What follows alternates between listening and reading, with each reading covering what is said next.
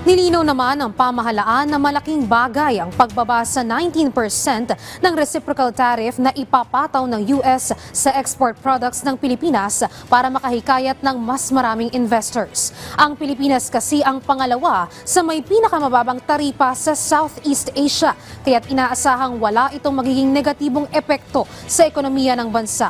Si Harley Valbuena ng PTV sa detalye live. Luisa, walang negatibong epekto sa Pilipinas. Ito ang nilinaw ng gobyerno sa harap ng 19% na taripang ipapataw ng Amerika sa mga produkto ng Pilipinas na inanunsyo sa pakikipagpulong ni Pangulong Ferdinand R. Marcos Jr. kay US President Donald Trump.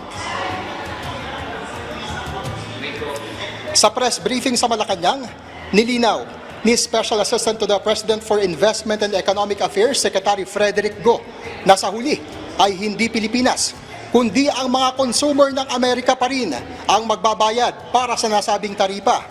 Bukod dito, malaking bagay pa rin umano ang pagbaba ng taripa sa 19% mula sa 20% na itong ikalawang pinakamababa sa Southeast Asia dahil makaihikayat pa ito ng mas maraming investors.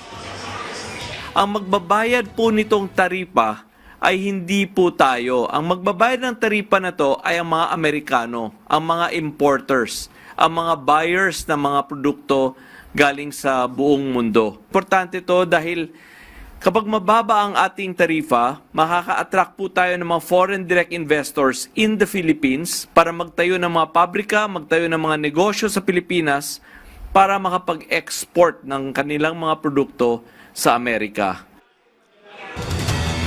Sa harap naman ng concession agreement o exemption sa taripa sa ilang produkto ng Amerika na papasok sa bansa, nilinaw ni Go na hindi kabilang dito ang mga pangunahing produkto tulad ng bigas, mais, asukal, isda at iba pa, kaya tinitiyak na protektado pa rin at hindi maagrabyado ang sektor ng agrikultura ng Pilipinas.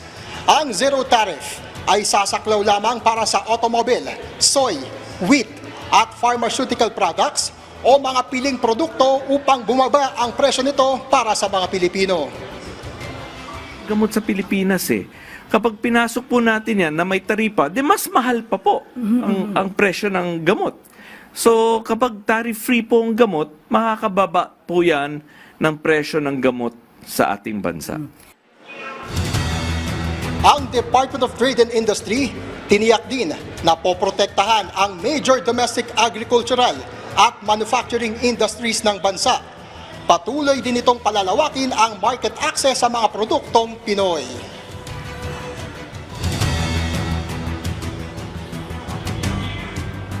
Luisa, nilinaw din ni Secretary Go na patuloy pa silang makikipagnegosasyon upang alamin ang detalye sa mga produktong saklaw ng taripa at concession agreement.